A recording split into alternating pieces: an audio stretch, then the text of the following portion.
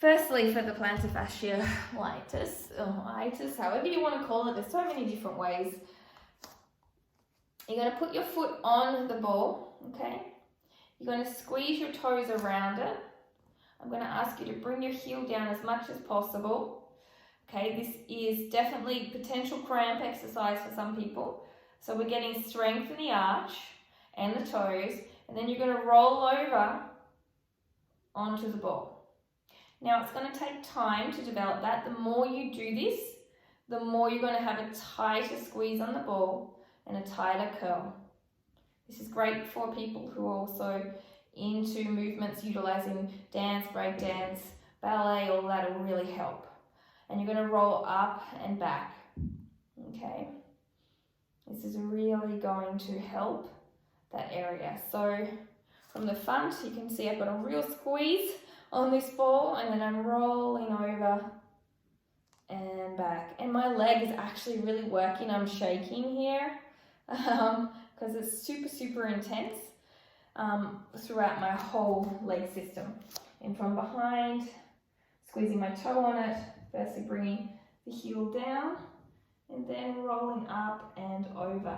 And in time, if I was doing this more and more, my squeeze is going to get tighter and tighter, and I'm going to be able to hold the ball even more soundly. Okay, so this is the first exercise. Now the second exercise I ask you to do is simply the rollover of the foot, rolling in through the areas. The more pressure you put on this, the more you're going to feel it. And get into the arches, find a spot which is like, ooh, and stay there. Maybe put a little bit more firmer pressure. So all you're doing is rolling along until you find a spot and you stay. And then you move on after 40 to 50 seconds, okay? And this will release it. Now, some of you I know won't have equipment, so let's see what we can do to release the plantar fasciitis here. The first thing I would suggest you do is bring your feet down. I'll show you from side and also from the back so you can see what's happening. Make sure your toes are untucked, your heels are out, okay? From here, you're going to place your hands down and start to lift back. You might only be able to lift back here and feel a stretch. Otherwise, keep lifting back, lifting back. Eventually, some of you may come here, holding on. You're going to get a nice stretch down your shins and ankles and front of your foot. I would hold this for about 40 to 60 seconds. I would go for the 60 seconds if you can, but I know this is intense. So from the side, ankles are out. I would recommend that you place a mat underneath because it can get quite uncomfortable without any protection, and slowly lift back. Some of you may be here as I suggested. Keeping your hands on, you may be able to get up to here, or lifting your hands off. And you've got this nice, strong movement, and you can pulse as well. Now after that, again utilizing something underneath your feet, keep them together here, and you're going to come up and stretch on top of them like this.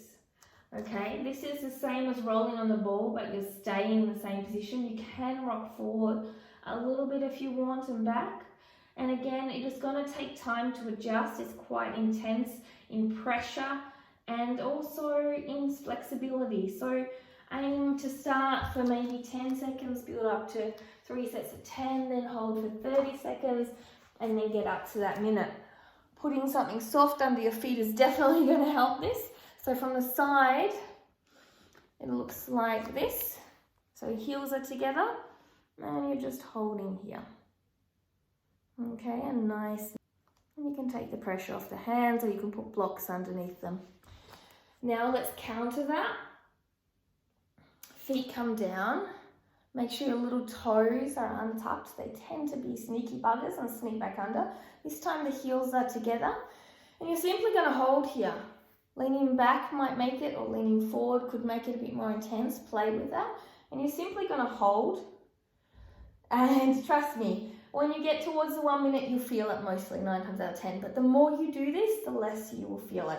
So I can sit here comfortably for a minute. But if I've done a hard run or plyometrics, or I haven't done it in a while, sitting here for a minute starts to burn up the front of my shins quite a lot.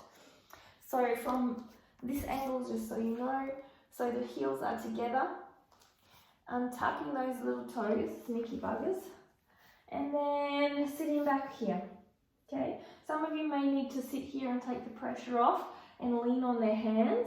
And as you get more capable and more comfortable, you can sit here. All right. So now from there, we're going to just do a little bit of strengthening. So from here, we're going to pull our feet back. So this is your, do you remember when mum yells at you? Dorsiflexion. This is your plantiflexion. So mum, we put both our feet pedal to the metal in the car, and mum told us to pull back. So we're going to pull back into the dorsiflexion and lift our heels off, holding for 10, 9, you're going to feel it right up your legs, 7, 6, 5, 4, 3, 2, 1, and release. And again, and you do this 3 times. This will really strengthen up your ankles, your shins, even your inner thighs and your feet, and release.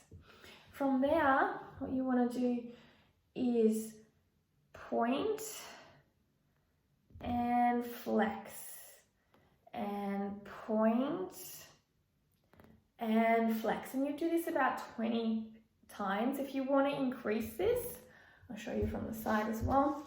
If you want to increase this, you can lean forward if you like to stretch. So from here, hold under your ankles or your calves. So flexing and pointing, flexing and pointing, and flexing and pointing. From here, to stretch it a little further, if you need, you may need someone. If you can't reach, if you can, and push your feet down and curl them under in the point, straight legs, and hold here for about 30 seconds to a minute. So again, from here, grab forward and hold into the flex, okay? So nice and strong. And finally, just to release, place each finger in between the toes. I love doing this, it feels really good. And just squeeze and release for about 10 times. And then just hold here for a minute, just opening up your toes. It's really important to work on that.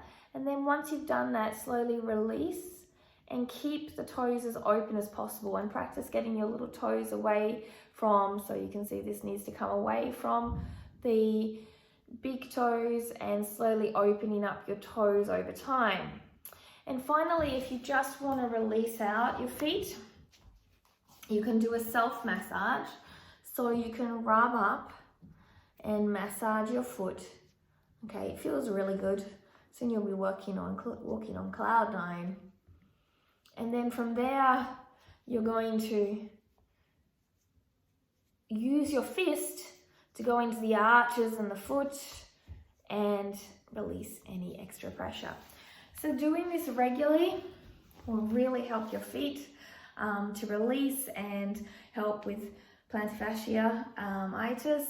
And also it could help if you've got a bad back with running, to strengthen your feet, to get into barefoot running, to be able to become the runner that we're all made to be. So have fun with it, enjoy the journey, and don't forget to click to subscribe or get notifications that any of these videos are coming up. And I really thank you for your support. It means the world to me. It's an honor to be able to give you my personal training and yoga knowledge here to help others to make the best of their life. Have a great day, and links are all below on anything if you want to connect with me. Namaste.